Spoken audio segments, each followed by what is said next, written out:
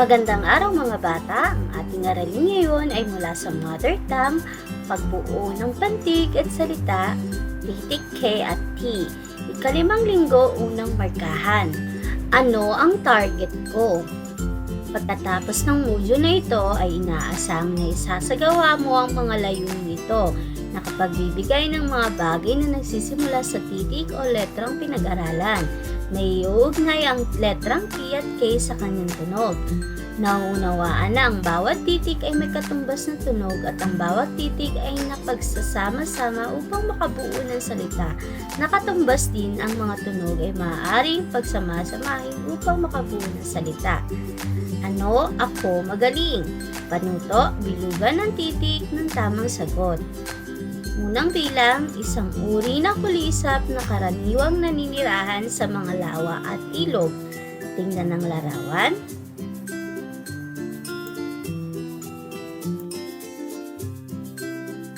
Pangalawang bilang, ito ay halamang singaw na nakahugis ng nakabukas at nakatayong payong. Tingnan ang pagpipilian.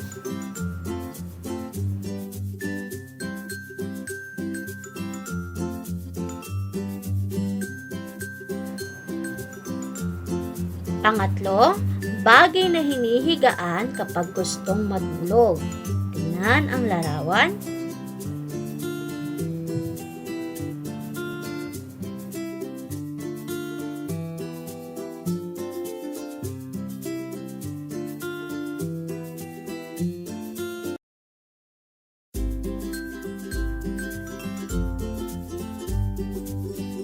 Or, katatubong bahay na gawa sa kawayan ay tinatali na magkasama na may isang bilikis na buong gamit ang dahon ng nipa o anahaw. Number 5, bahagi ng katawan na ginagamit sa pakikinig.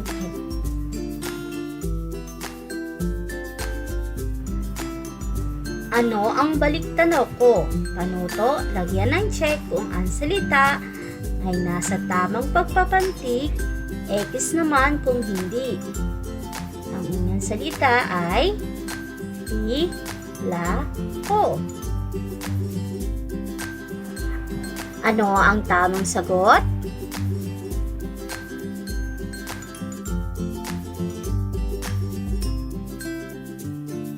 Ang tamang sagot ay check. Ito ay may tamang pagpapantig. Ilan ang pantig na mayroon ito? O. Ito ay may 3 pantig. Pangalawang salita, hay. Ito ba ay may tamang pagpapantig? Hay.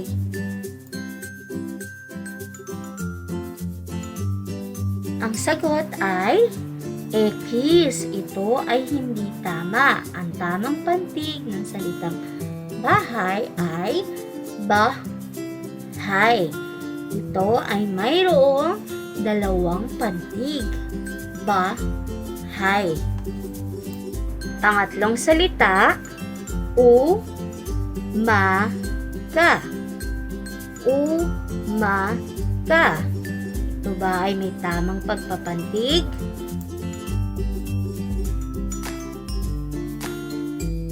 Ang tamang sagot ay check. Ito ay tama. Ilang pantig mayroon ang salita? Umaga. Ito ay may 3 pantig. Umaga. Sunod na salita ay wala. Ito ba ay may tamang pagpapantig?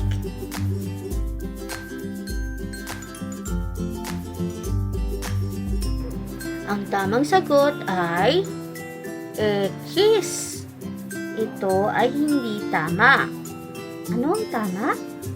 Ang tamang pagpapantig ay wala.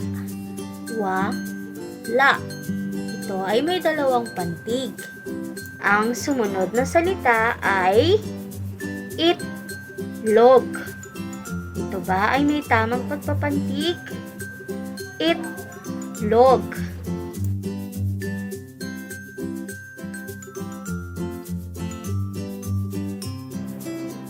Ang tamang sagot ay check. Ito ay tamang pagpapantig.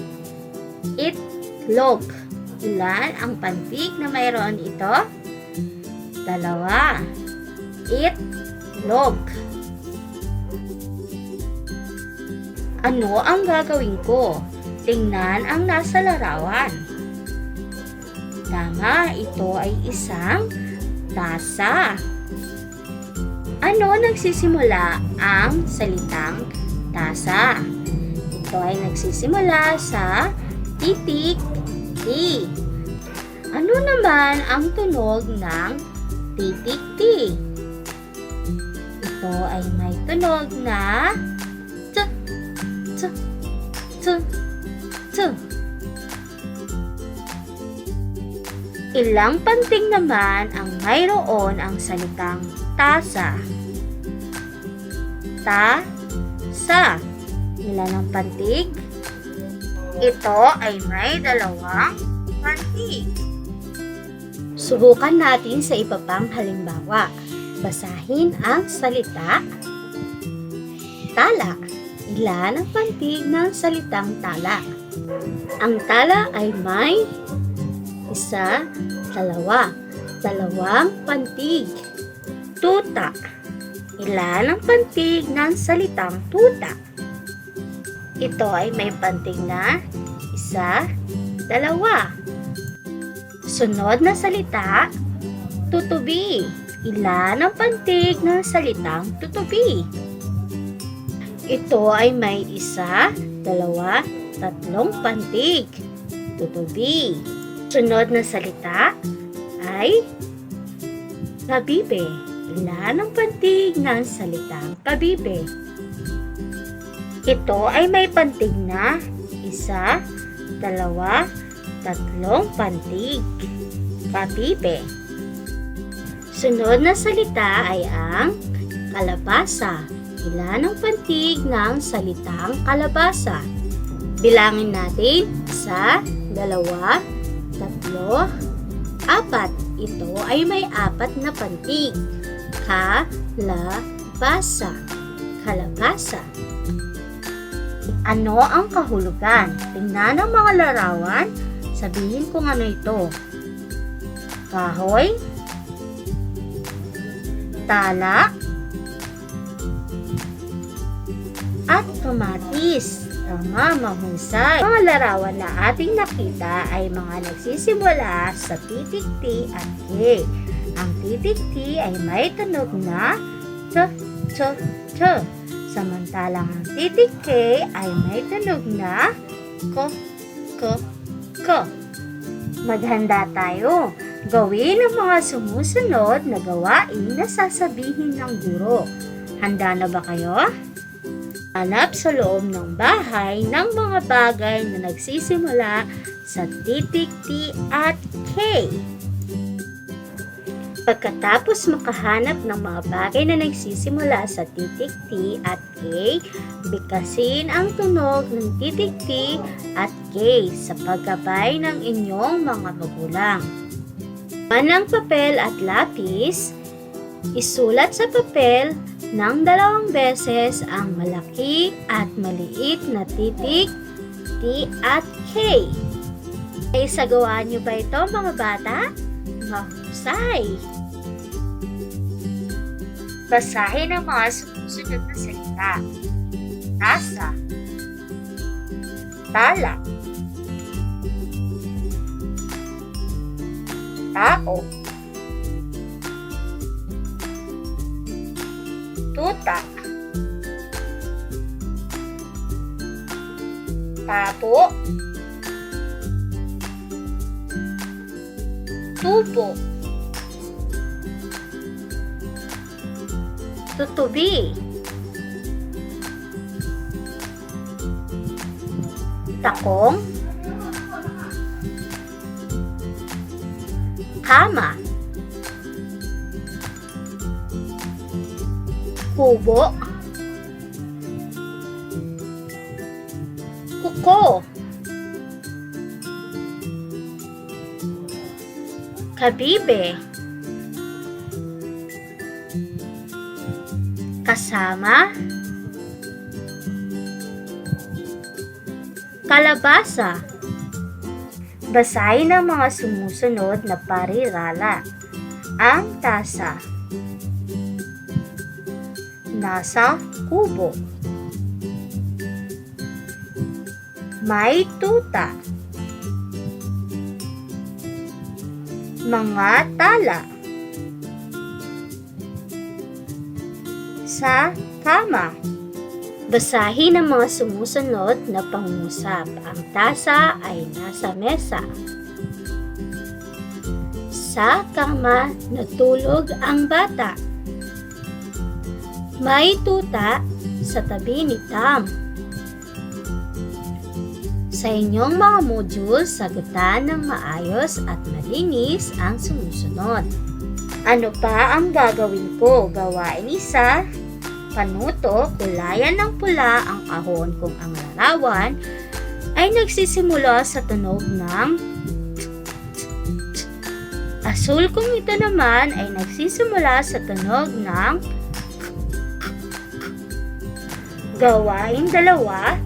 Isulat ng 3 beses sa linya ang malaki at maliit na titikti at K.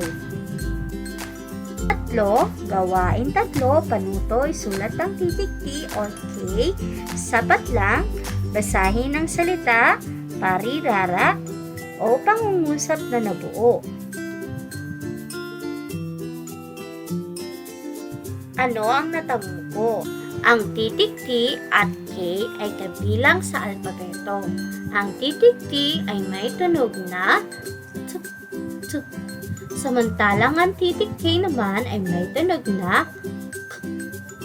Nababasa natin ang mga salita, parirala, at pangungusap sa pamamagitan ng pagsasama-sama ng mga titik na ating pinag-aralan. Ano pa ang kaya kong gawin? Ngayong alam na ninyo ang titik T at K at kung ano ang tunog nito, subukan naman natin ngayon ang inyong kaalaman. Bilugan ng salita, parirala o pangungusap na sasabihin. Sa gabay ng inyong mga magulang, sagutan ang mga sumusunod. Kamusta na ang target ko? Panuto, piliin ang titik ng tamang sagot.